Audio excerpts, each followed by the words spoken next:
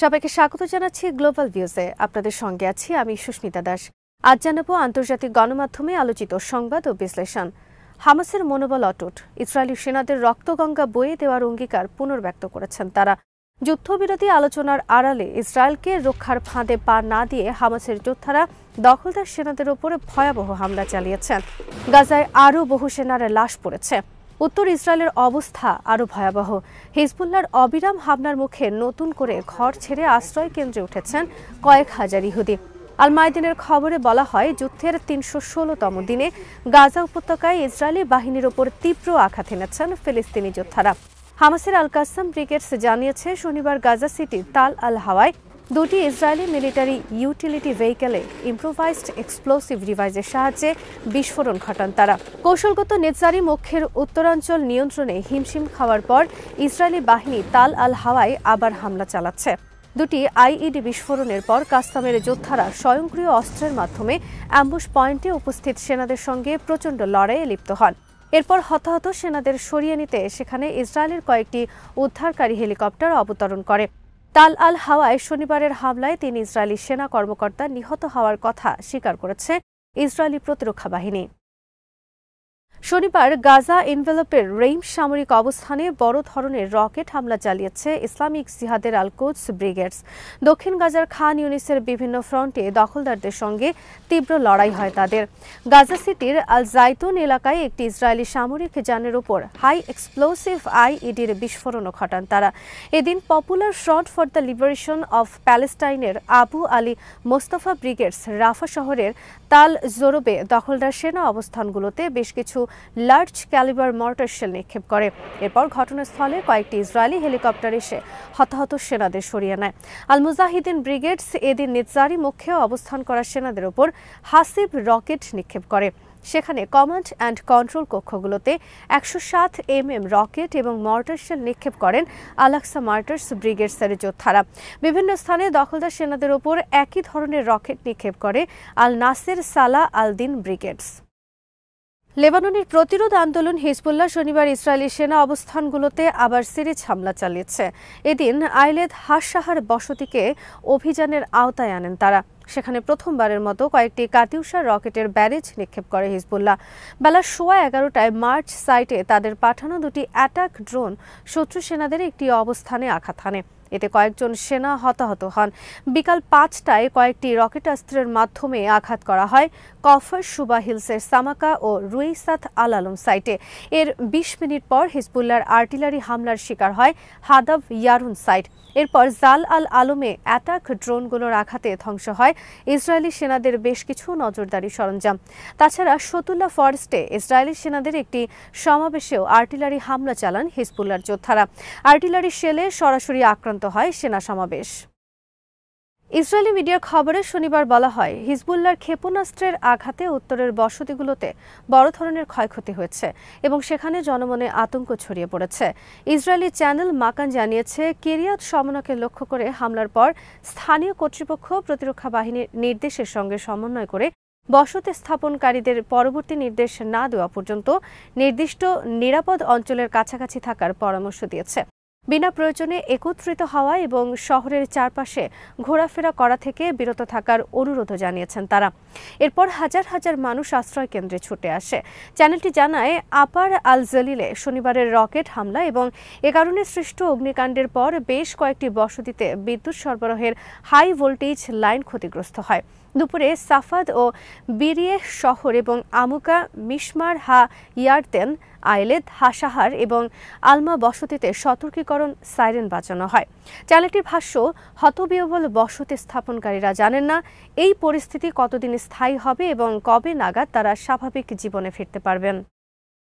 পশ্চিম তীর ইউনিটের 2 কমান্ডার নিহত হওয়ার পর ইসরায়েলের বিরুদ্ধে কঠোর প্রতিশোধ নেওয়ার অঙ্গীকার করেছে আল কাসাম ব্রিগেডস। শনিবার এক বিবৃতিতে তারা বলেছেন, নিহত কমান্ডারদের রক্তের বদলা দখলদারদের রক্তের স্রোতের মাধ্যমেই নেওয়া হবে। এই উদ্দেশ্যে পশ্চিম তীরের সব জায়গায় কাসামের যোদ্ধারা আরও হাই প্রোফাইল অভিযান পরিচালনা করবেন বলে বিবৃতিতে জানানো হয়। এদিন হামাস ঘোষণা করে, জেনিন শহরে একটি গাড়িতে ইসরায়েলি ড্রোন হামলায় রাফাত মাহমুদ দাওয়াসি এবং আহমেদ ওয়ালিদ আবু ওরা নামে তাদের সামরিক শাখার 2 কমান্ডার নিহত হন। দাওয়াসি আল কাসামের জেনিন ইউনিটের কমান্ডার এবং আবু ওরা সিনিয়র সামরিক ব্যক্তিত্ব ছিলেন। তেহরানে হামাস নেতা ইসমাইল হানিয়া হত্যাকাণ্ডের 1 মাসেরও কম সময়ের মধ্যে এই 2 গুরুত্বপূর্ণ সামরিক ব্যক্তিত্ব ইসরায়েলি গুপ্ত হত্যার শিকার হলেন। হামাস বলেছে হানিয়া হত্যার কঠোর জবাব পাবে ইসরায়েল। হানিয়ার রক্তের প্রতিশোধ নেওয়ার অঙ্গীকার করেছে ইরান।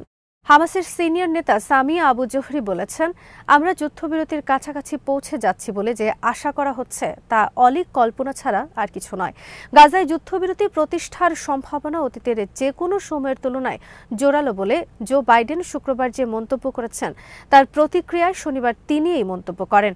আবু জোহরি বলেন, আমরা কোনো চুক্তি বা সত্যিকারের আলোচনা দেখতে পাচ্ছি না, বরং আমাদের উপর যুক্তরাষ্ট্রের পক্ষ থেকে একটি ব্যবস্থা চাপিয়ে দেওয়ার চেষ্টা চলছে। এর আগে শুক্রবার যুক্তরাষ্ট্র, কাতার ও মিশর এক যৌথ বিবৃতিতে জানায়, দোহায় যুদ্ধবিরতি সংক্রান্ত আলোচনা ইতিবাচক পরিবেশে অনুষ্ঠিত হয়েছে। এতে দাবি করা হয়, দোহা আলোচনায় হামাস ও ইসরায়েলের দাবিগুলোর মধ্যে দূরত্ব কমিয়ে আনা সম্ভব হয়েছে।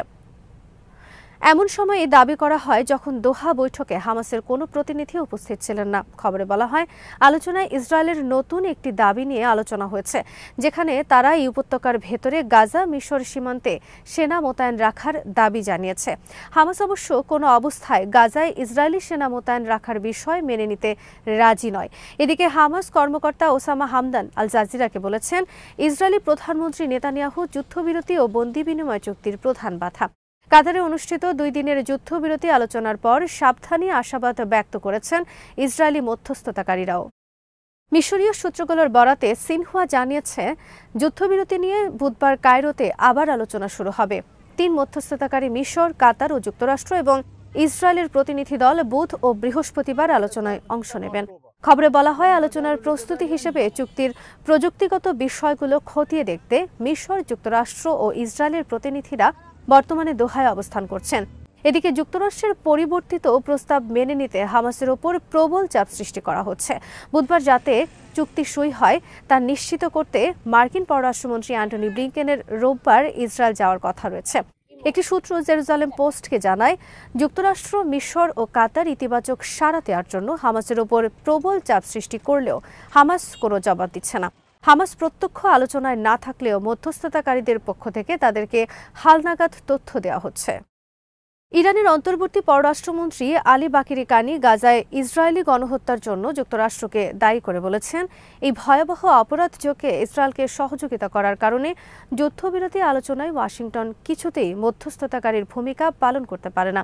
শনিবার রাতে মিশরের পররাষ্ট্রমন্ত্রী বদর আবদেলাত্তির সঙ্গে ফোনালাপে তিনি বলেন, ইসরায়েলি পাশবিকতায় প্রকাশ্য সমর্থন দিয়ে যুক্তরাষ্ট্র প্রমাণ করেছে সে গাজা যুদ্ধের একটি পক্ষে অবস্থান নিয়েছে, কাজেই তার পক্ষে মধ্যস্থতা করা মানায় না। ইরানের পররাষ্ট্রমন্ত্রী আরও বলেন, মার্কিন সরকার বারবার গাজায় ইসরায়েলি অপরাধযোগ্য বন্ধের পথে বাধা হয়ে দাঁড়িয়েছে এবং ফিলিস্তিনি জনগণের বিরুদ্ধে পাশবিকতা চালিয়ে যেতে তেল আবিবকে উৎসাহ জুগিয়েছে। তেহরানে হামাস নেতা ইসমাইল হানিয়া হত্যা প্রসঙ্গে তিনি বলেন, ওই হত্যাকাণ্ডের প্রতিশোধ নেওয়ার সহজাত ও আইনসম্মত অধিকার সংরক্ষণ করে ইরান। আলী বাকিরি কানি বলেন, গাজাবাসী ফিলিস্তিনিরা অনুকরণীয় সাহসিকতা প্রদর্শন করে যুদ্ধ চালিয়ে যাচ্ছেন এবং তারা আত্মসমর্পণ করতে প্রস্তুত নন। ফোনালাপে মিশরের পররাষ্ট্রমন্ত্রী বলেন, গাজায় যুদ্ধবিরতি প্রতিষ্ঠার লক্ষ্যে অচিরেই কায়রোতে একটি বহুপক্ষীয় বৈঠক হবে। ফিলিস্তিনিদের সহযোগিতা করতে এবং অবিলম্বে গাজায় একটি যুদ্ধবিরতি প্রতিষ্ঠার লক্ষ্যে মিশর আপ্রাণ চেষ্টা চালিয়ে যাচ্ছে বলেও তিনি দাবি করেন। আল জাজিরা জানিয়েছে, যুদ্ধবিরতি প্রচেষ্টার মধ্যেই গাজা উপত্যকা জুড়ে প্রাণঘাতী হামলা অব্যাহত রেখেছে ইসরায়েল। শনিবার মধ্য গাজার আজ জাওয়াইদা এলাকায় হামলায় একই পরিবারের 15 সদস্য নিহত হন। গাজার স্বাস্থ্য মন্ত্রণালয় জানিয়েছে, গত বছরের 7 অক্টোবর ইসরায়েলি হামলার শুরুর পর থেকে শনিবার পর্যন্ত 40,074 ফিলিস্তিনি নিহত হন, যাদের অধিকাংশই শিশু ও নারী। জার্মানির অর্থমন্ত্রী ক্রিশ্চিয়ান লিন্ডার বলেছেন, রাশিয়ার বিরুদ্ধে যুদ্ধ করার জন্য সহায়তা হিসেবে ইউক্রেনকে দেওয়ার মতো আর অর্থ জার্মানির হাতে নেই। প্রতিরক্ষা ও পররাষ্ট্র মন্ত্রণালয়ে পাঠানো চিঠিতে লিন্ডার অনুরোধ করেন তারা যেন ইউক্রেনকে সামরিক সহায়তা দেওয়া সীমিত করে। অর্থমন্ত্রীর তথ্য অনুযায়ী দেশের নতুন বাজেট ইউক্রেনকে অর্থ বরাদ্দ দিতে সক্ষম হবে না। তিনি প্রতিরক্ষামন্ত্রী বরিস পিস্টোরিয়াস এবং পররাষ্ট্রমন্ত্রী অ্যানালিনা বাইরবককে লেখা চিঠিতে বলেন, ইউক্রেনের জন্য এর আগে বরাদ্দ দেওয়া সামরিক সহযোগিতা সরবরাহ করাই শুধু সম্ভব, নতুন করে আর সম্ভব নয়। জার্মান অর্থমন্ত্রী সুস্পষ্ট করে বলেন, প্রতিরক্ষা মন্ত্রণালয় এমনকি চ্যান্সেলর ওলাফ শোলস যদি বাড়তি কোনো অর্থ বরাদ্দের জন্য অনুরোধ জানান তাহলেও তা গ্রহণ করা সম্ভব হবে না। তাসের খবরে শনিবার বলা হয়, গত ২৪ ঘণ্টায় ২,০০০-এর বেশি ইউক্রেনীয় সেনাকে হত্যা করেছে রুশ বাহিনী। রুশ সশস্ত্র বাহিনীর বিশেষ সামরিক অভিযানের অগ্রগতি এবং সাফল্যের কথা তুলে ধরে প্রতিরক্ষা মন্ত্রণালয় এক বিবৃতিতে বলেছে, এ সময় তাদের বিমান প্রতিরক্ষা বাহিনী ইউক্রেনের 10টি হিমার্স রকেট, ধ্বংসযজ্ঞ সৃষ্টিকারী 2টি বিশাল বোমা ও 35টি ড্রোন গুলি করে ধ্বংস করে।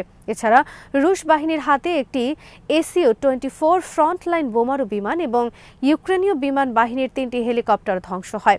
রাশিয়ার ব্ল্যাক সি ফ্লিট ইউক্রেনের নৌবাহিনীর 2টি মনুষ্যবিহীন নৌকাও ধ্বংস করে বলে বিবৃতিতে বলা হয়। আজ এখানেই শেষ করছি। সবাই ভালো থাকুন, সুস্থ থাকুন আর দেখতে থাকুন বিডি ভিউজ। চ্যানেলটি ভালো লাগলে সাবস্ক্রাইব করুন। সংযুক্ত থাকুন আমাদের ফেসবুক পেজে।